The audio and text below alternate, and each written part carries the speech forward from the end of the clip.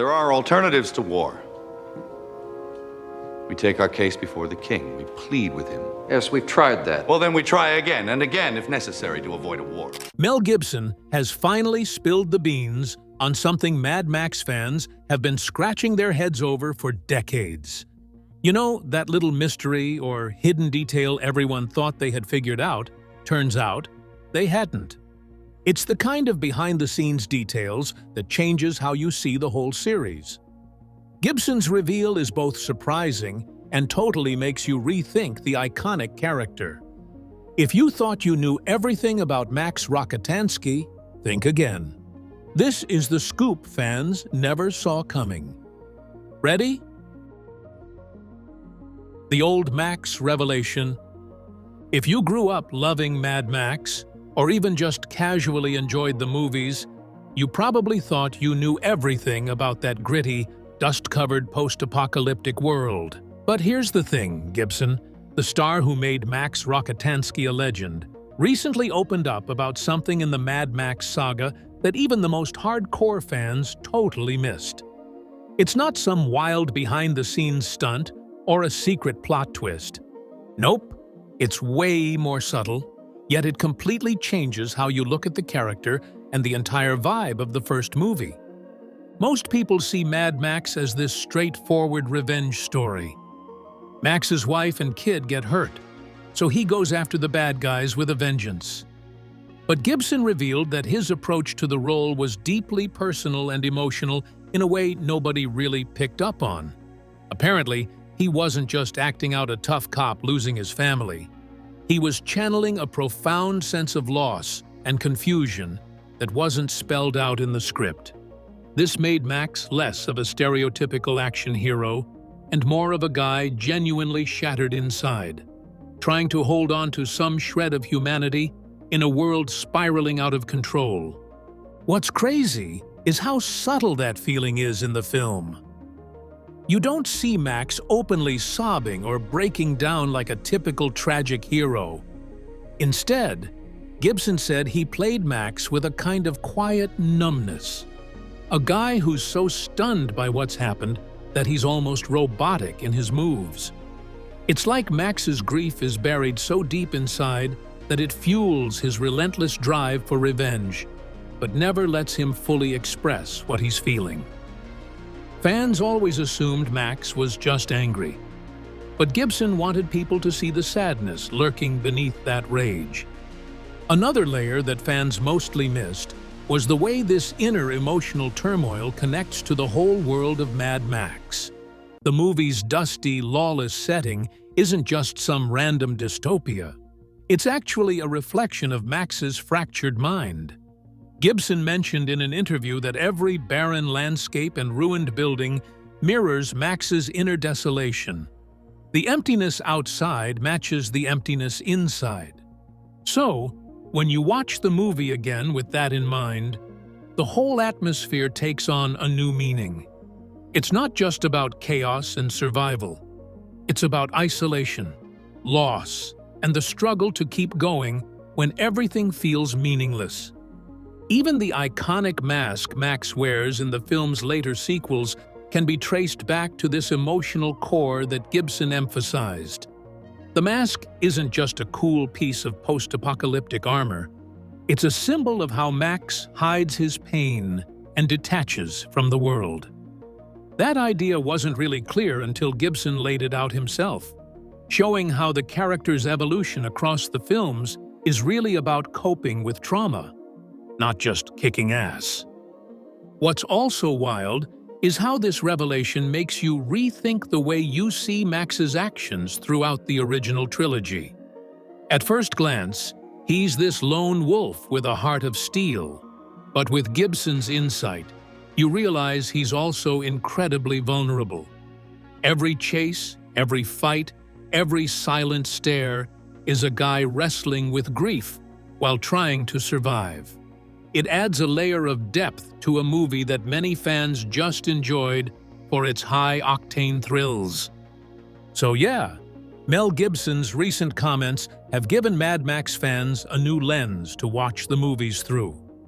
It's not just a tough guy revenge flick set in a crazy desert wasteland.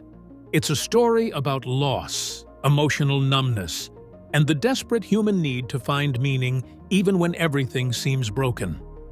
Suddenly, Max isn't just a cool action hero. He's a deeply damaged guy who's fighting his own demons as much as the external ones. Honestly, it's kind of amazing how much depth is packed into a movie that's often remembered for its wild car chases and gritty violence.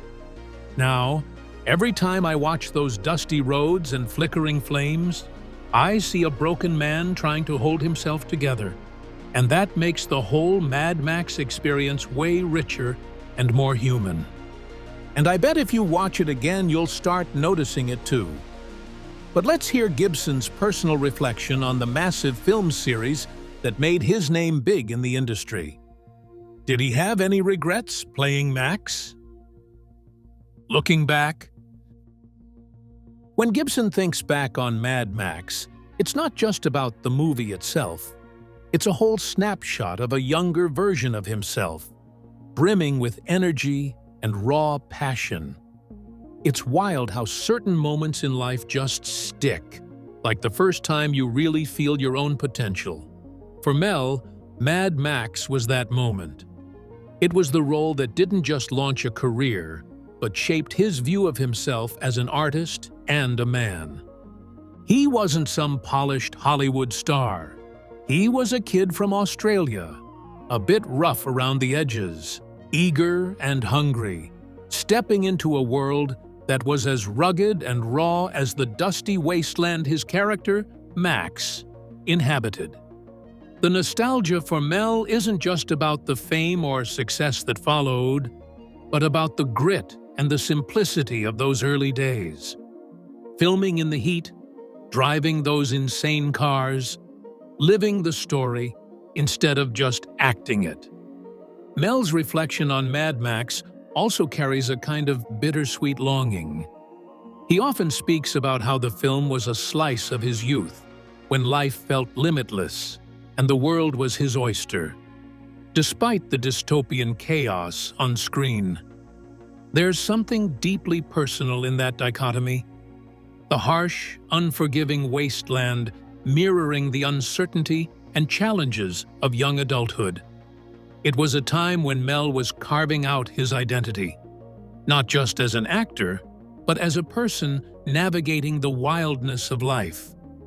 The film's intense physicality, the adrenaline of those chase scenes, the raw emotional undertones, they were all a way for Mel to tap into his own fears, dreams, and restless spirit. Looking back, he recognizes how much of himself he poured into Max, how the character's journey mirrored his own struggles and hopes. Another layer to Mel's nostalgia is how Mad Max became a symbol of something uniquely Australian, yet universally compelling. He's mentioned before how proud he is that the film put Australian cinema on the map and how it connected with audiences worldwide. For Mel, there's a deep-rooted sense of pride and affection for that era when they were all figuring it out together. Young actors, filmmakers, stunt drivers, just a tight-knit group chasing a dream in the outback. The camaraderie, the shared risk-taking, the DIY spirit of making a low-budget film that exploded into an international phenomenon, that's something Mel cherishes. It reminds him of a time when the journey was as thrilling as the destination, when the whole world felt like it was just waiting for something daring and new to come out of Australia. Of course, Mel's nostalgia isn't without its complexities. He's candid about the pressures and the chaos that came with sudden fame, how Mad Max catapulted him into a spotlight he wasn't always prepared for. There's a wistfulness in his reflection, looking back at that intense period of his life, the long hours, the physical toll, the emotional highs and lows. But even with all the challenges, Mel sees Mad Max as a cornerstone of his personal and professional growth. It was a trial by fire, but also a chance to prove to himself what he was capable of. The gritty, relentless spirit of Max Rockatansky became a metaphor for Mel's own tenacity and resilience, traits he's carried with him ever since. Gibson's reflection on Mad Max is filled with warmth, respect, and a kind of nostalgic awe. It's about a time when everything was new and raw, a time when he was discovering who he was through the lens of a story that seemed almost mythic. The film's dystopian world was a backdrop for his own coming of age, a reminder that even in the toughest, dustiest places, there's room for hope, strength, and the chance to become something more. The OG Max. So, let's talk about the original one. This movie is kind of like a cult classic that totally set the stage for post-apocalyptic action films, even though it wasn't huge worldwide when it first dropped. The story itself is pretty straightforward, but super gripping. It's set in this gritty, dystopian Australia, where society is basically on the brink of collapse. The government and law enforcement are hanging by a thread, and chaos is basically everywhere. You follow this guy, Max Rockatansky, a cop, but not your typical city cop. He's tough, no nonsense, and kind of haunted by the violence around him. The plot kicks off when this vicious motorcycle gang starts terrorizing the highways, attacking innocent people, and even targeting Max's family. What makes the story hit hard is that it's not just about wild car chases and explosions, though there's plenty of those. It's about how people react when civilization starts to fall apart. Max starts off just trying to do his job, but after a devastating personal loss, he basically snaps and becomes this revenge machine on wheels. The way he goes from law enforcer to a lone wolf anti-hero is what makes the character so compelling. It's raw, it's gritty, and you get a real sense of the desperation and violence of this new world. What's really cool about the original Mad Max is how it captured this unique vibe. And did you know it did not need millions to produce it? And yet, it was legendary.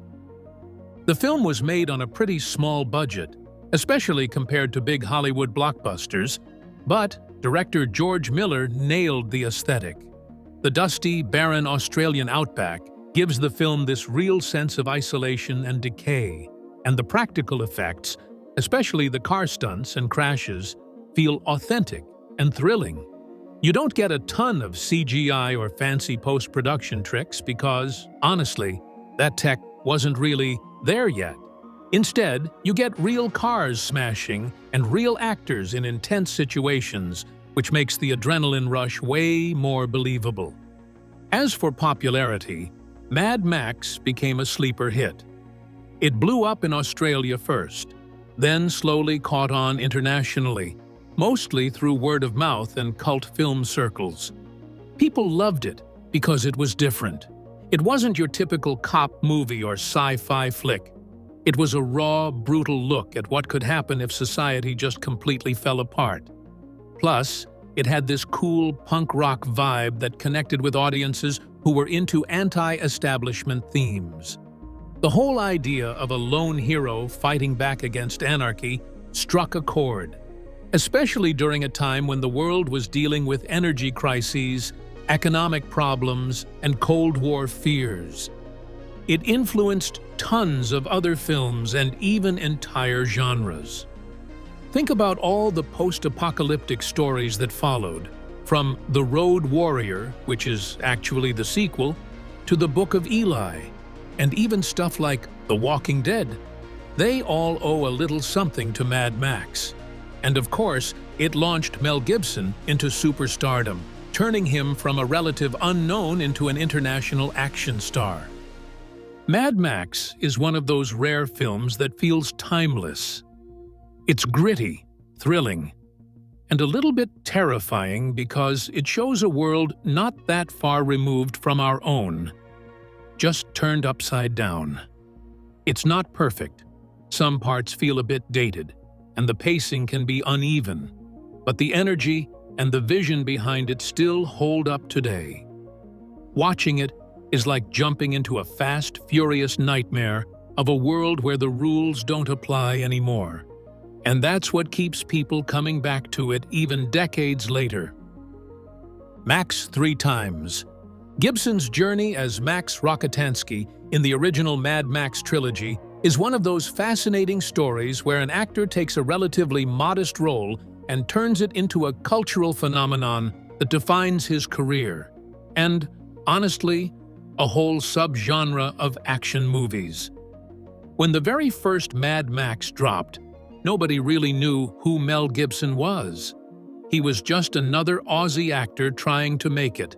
But something about the gritty, post-apocalyptic world created by director George Miller and the brooding, silent toughness Gibson brought to the character immediately hooked audiences.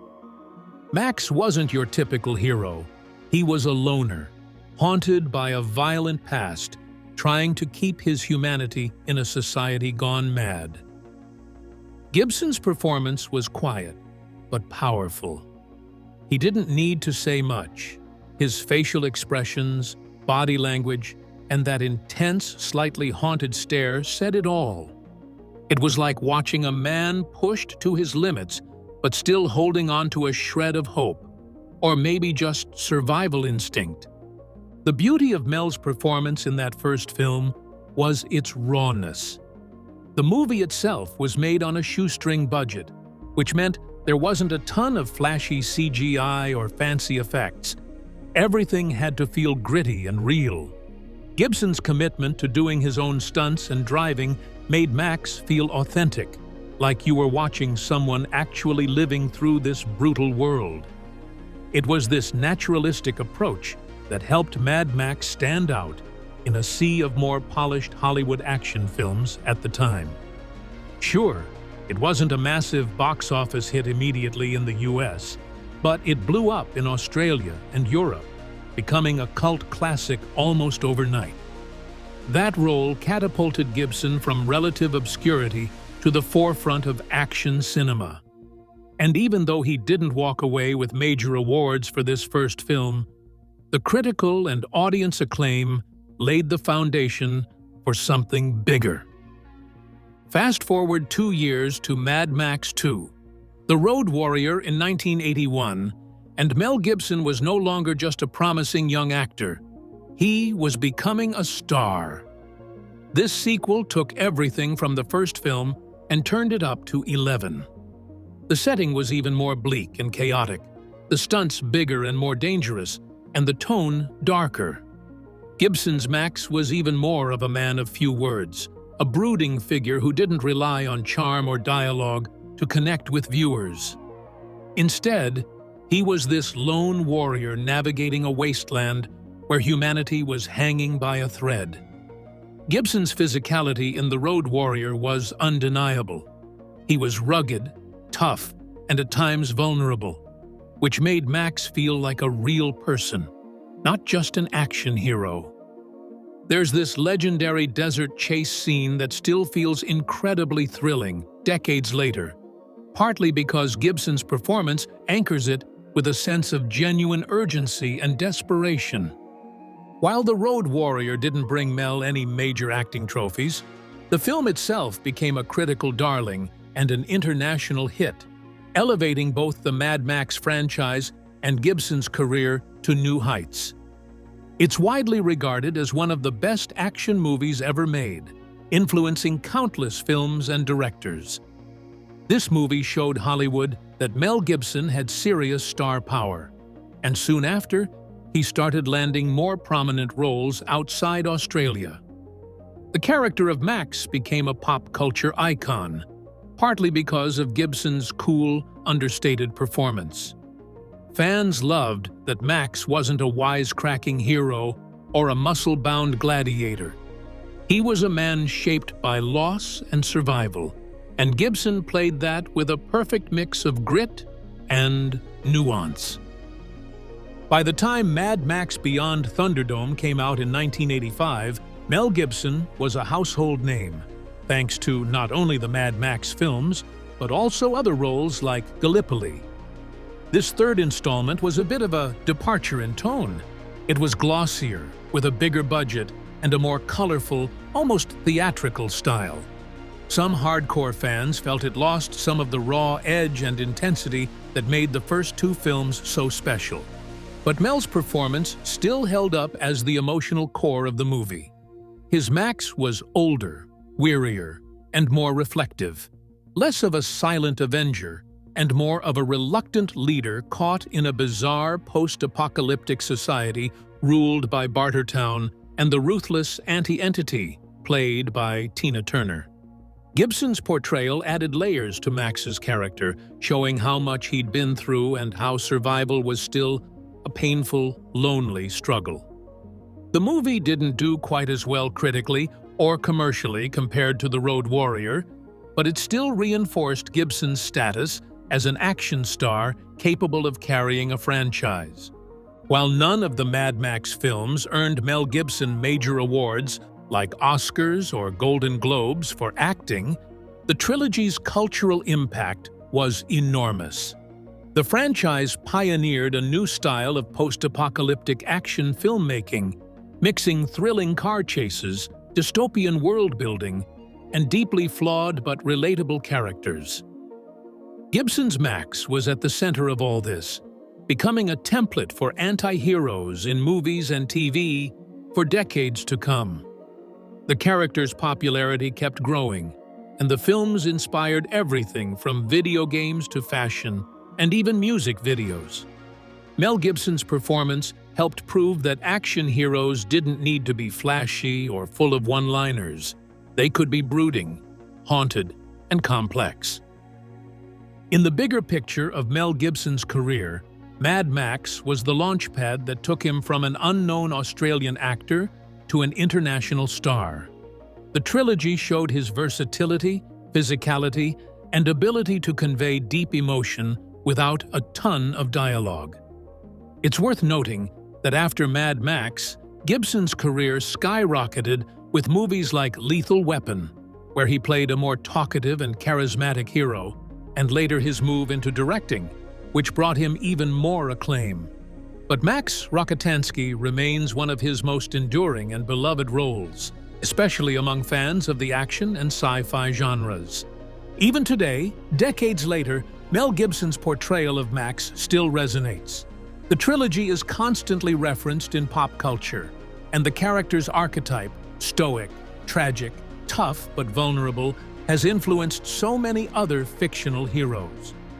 Gibson's performance helped cement the Mad Max films as cult classics that redefined what action movies could be, balancing heart, grit, and raw adrenaline in a way few films had before.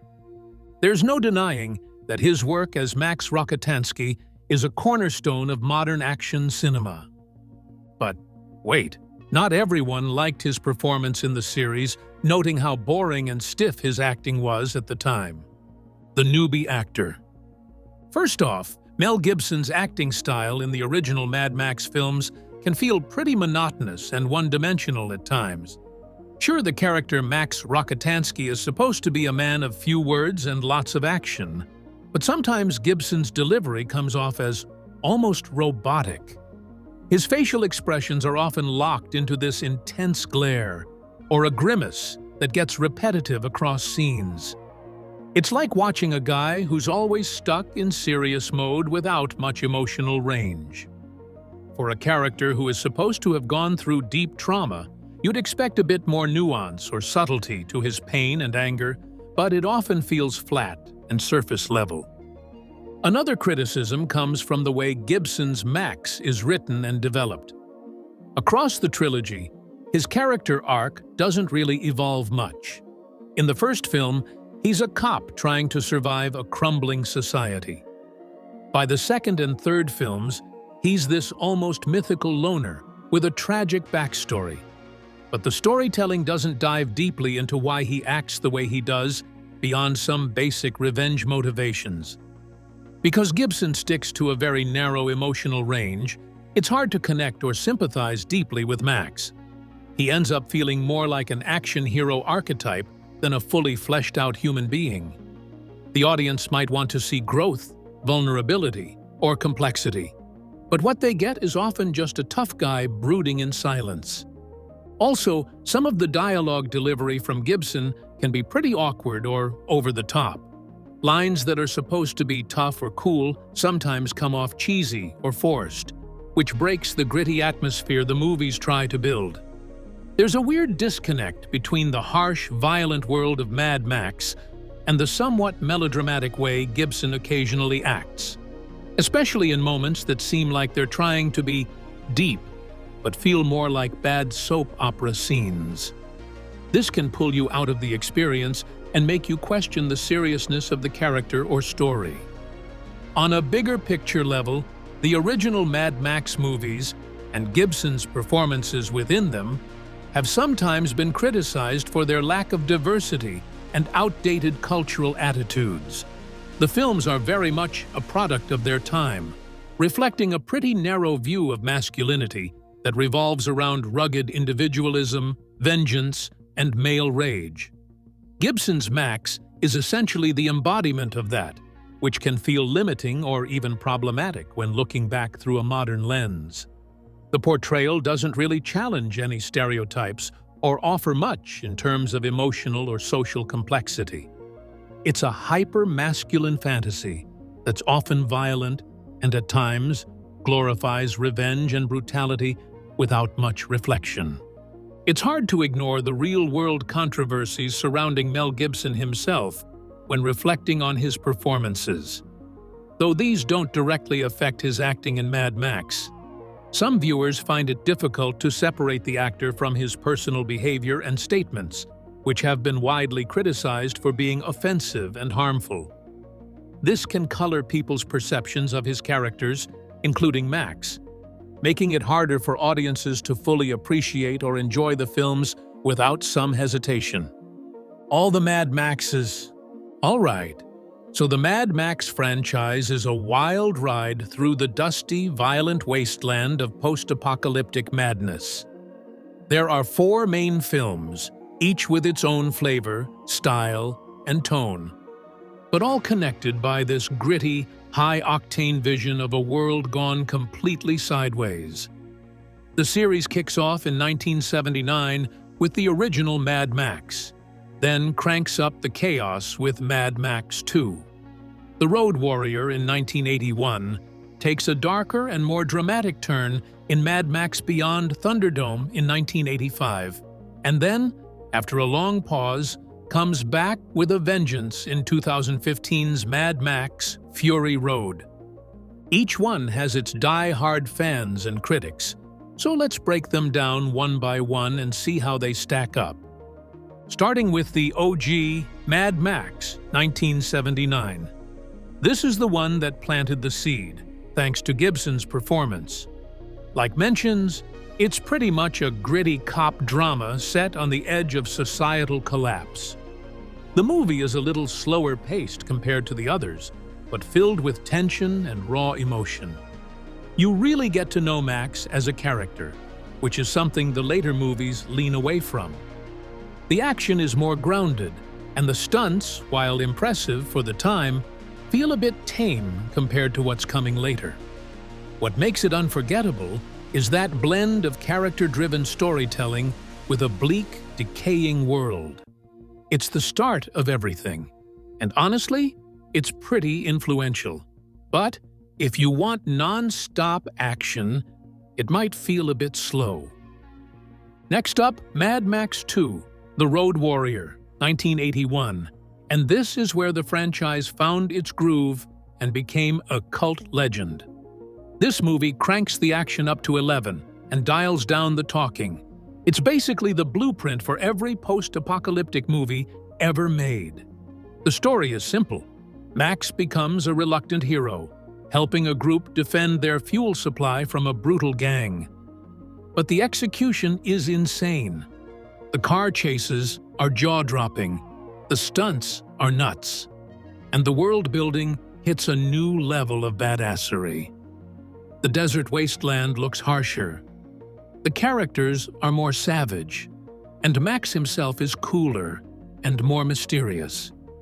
Fans often say this one is the best because it perfectly balances action, atmosphere, and storytelling without dragging. If you want the quintessential Mad Max experience, this is the one to watch. Then there's Mad Max Beyond Thunderdome, 1985, which is kind of a mixed bag. This one takes a different approach by adding more dialogue, more story complexity, and even a bit of fantasy with the introduction of the Kid tribe. It also has a bigger budget and a more polished look. The setting is a dusty, lawless town ruled by the ruthless anti-entity, played by Tina Turner, who also performs a memorable song in the film. The movie tries to mix action, social commentary, and some quirky character stuff, but it doesn't always hit the mark. The pace drags at points, and Max's character feels less iconic compared to the earlier films. It's definitely more experimental, but many fans feel it's the weakest of the original trilogy because it loses some of the raw energy and grit that made the first two so powerful. Still, it's got its charm and some classic moments. And finally, the game changer, Mad Max, Fury Road, 2015. This one exploded onto the scene after a 30-year wait, and it basically redefined what an action movie could be. Directed again by George Miller, but with a modern, hyperkinetic style, Fury Road is a non-stop, 2-hour chase scene through the wasteland with practically zero downtime. It's visually stunning, packed with insane stunts, practical effects, and some of the coolest vehicles ever seen on screen. Plus, Charlize Theron's Imperator Furiosa brings a powerful new dimension to the series. She's a fierce, determined hero with her own agenda, making the movie feel more feminist and fresh. Tom Hardy steps in as Max and does a solid job, but Furiosa really steals the show. The story is simple but effective. A desperate escape from a tyrannical warlord, with themes of redemption and survival woven in. Many fans and critics agree this is the best Mad Max film because it honors the series' roots while taking everything to the next level in style and substance. So, which one is the best? Honestly, it depends on what you're looking for. If you want character-driven storytelling with a slow-burn vibe, the original Mad Max is gold.